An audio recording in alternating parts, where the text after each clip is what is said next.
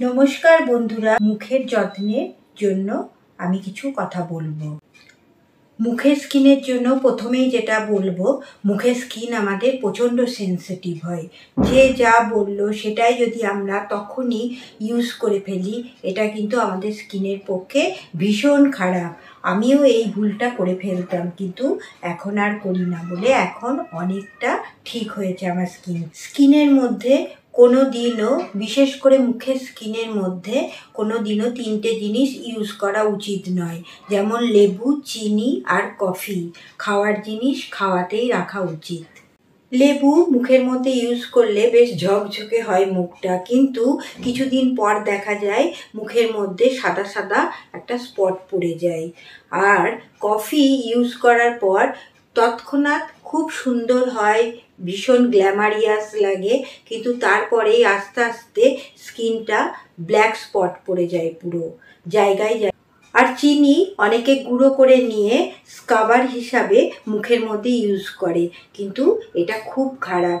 এটাতে কি হয়, পুরো সাদা সাদা সাদা সাদা একটা গুড়ি গুড়ি গুড়ি গুড়ি হয়ে মুখের মধ্যে কিছুদিন পর দেখা যায়। কিন্তু প্রথমেই বলি, মুখের যত্নে 3টে ধাপ। এই 3টে ধাপ যদি আমরা মেনটেন করতে পারি তাহলে আমাদের স্কিন ভীষণ গ্লোয়িং হয়। Cleansing, toning, moisturising. ক্লিনজিংয়ের জন্য বাজারের নামি দামি ফেস ওয়াশ সবাই ইউজ করে, কিন্তু আমরা যদি একটু বাড়িতে তৈরি করে ফেলি তো কেমন হয়? তার জন্য কিন্তু বেশি কিছু লাগে না। মার্কেট থেকে কাঁচা হলুদ কিনে এনে তাকে শুকিয়ে গুঁড়ো করে রেখে দেবেন। আর বেসন তো সবার বাড়িতেই থাকে। এবার বেসনের মধ্যে অল্প কিছু বেসন নিয়ে তার মধ্যে ওই হলুদের গুঁড়োটা দিয়ে খুব ভালোভাবে মিশিয়ে নিতে হবে। এবার তার মধ্যে একটু ফ্লেক্সিড দিয়ে তাকে ভালো করে মিশিয়ে নিয়ে একটা শিশির মধ্যে রেখে দিন। তো এটা ভীষণ ভালো, ভীষণ একটা উপকারী জিনিস। প্রত্যেক দিন সকালবেলায় মুখ ধোয়ার সময় হাতের মধ্যে 2 চামচ মতো নিয়ে একটু গোলাপ জল নিয়ে ভালো করে মাখিয়ে গোটা মুখে নিয়ে একটু রেখে দিয়ে বাস রাব করে মুখটা ধুয়ে নিন। ভীষণ একটা ভালো ফল পাবেন। এবার বলবো টোনিং। টোনার আমরা বাড়িতেই যদি তৈরি করে ফেলি তো কেমন হয়? আতপ চাল, যেই চালে আমরা পায়েস করি, সেই চাল অল্প একটু নিলেন, বাটির মধ্যে ভিজিয়ে রাখলেন, তার মধ্যে দিলেন একটু মেথির গুঁড়ো, সারা রাত ভিজলো, সকালবেলায় সেই জলটাকে ভালো করে ছেঁকে নিয়ে স্প্রে বোতলে ভরে রাখবেন। তো সেটাই হচ্ছে, স্প্রে করে নেবেন, সেটাই হচ্ছে ভীষণ ভালো একটা টোনার। মুখের চামড়া টান টান হবে, কোনো ভাঁজ পড়তে দেবে না। ভীষণ একটা ভালো টোনার, এটা ইউজ করে দেখুন। এরপর ময়শ্চারাইজিং তো যে যা ইউজ করো সেটাই ময়শ্চারাইজার ইউজ করবে, কিন্তু আমি যেটা বলবো, এই গরমের মধ্যে রান্না করতে গেলেও সানস্ক্রিনটা ইউজ করা উচিত। যে যে সানস্ক্রিনটা ইউজ করো সেটাই এই গরমের সময় 3বার করে সানস্ক্রিনটা মুখে ইউজ করো। পর গেল মুখের একটা কিছু প্যাক মাখতে হবে। খুব বেশি জিনিস দিয়ে ইউজ করলে যে মুখ ভীষণ ভালো হবে তার কিন্তু কোনো মানে নেই। অল্প জিনিসের মধ্যেও মুখকে সুন্দর করা যায়, গ্লোয়িং করা যায়। তো নিতে হবে টক দই।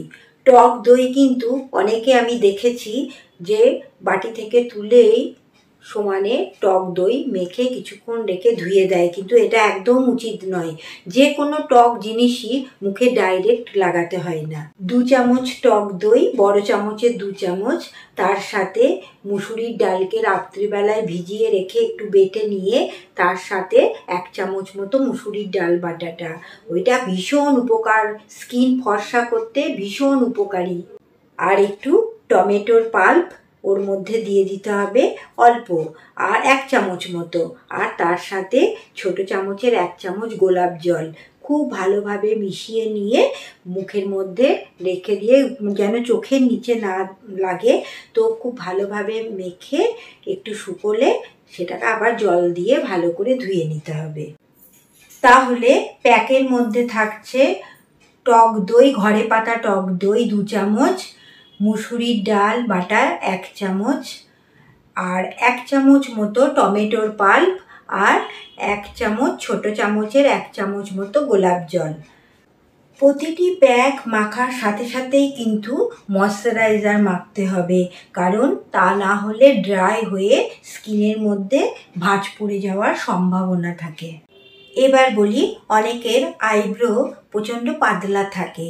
এর জন্য ক্যাস্টর অয়েলকে একটু গরম করে নিয়ে তার মধ্যে একটু নারকেল তেল আর একটা ভিটামিন ইর ক্যাপসুলের 2 ফোঁটা দিয়ে খুব ভালোভাবে মিশিয়ে নিয়ে আইব্রোর মধ্যে এরকমভাবে ম্যাসাজ করতে হবে।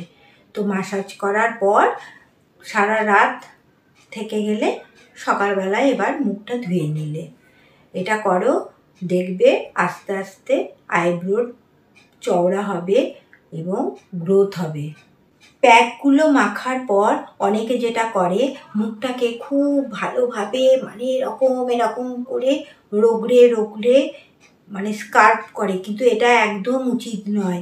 মুখের স্কিন তো খুব সেনসিটিভ হয়। খুব আস্তে করে জল নিয়ে এইভাবে রাব করতে হয় খুব আস্তে আস্তে, তাহলে কোনো স্পট পড়ে না, কোনো ভাঁজও পড়বে না। এরকমভাবে মুখটা ধুতে হয়। নমস্কার বন্ধুরা, আজ এই পর্যন্তই। পরের শুক্রবারে আরও টিপস নিয়ে আসবো, কারণ একদিনে তো সব বলা তো সম্ভব নয়, তাই না?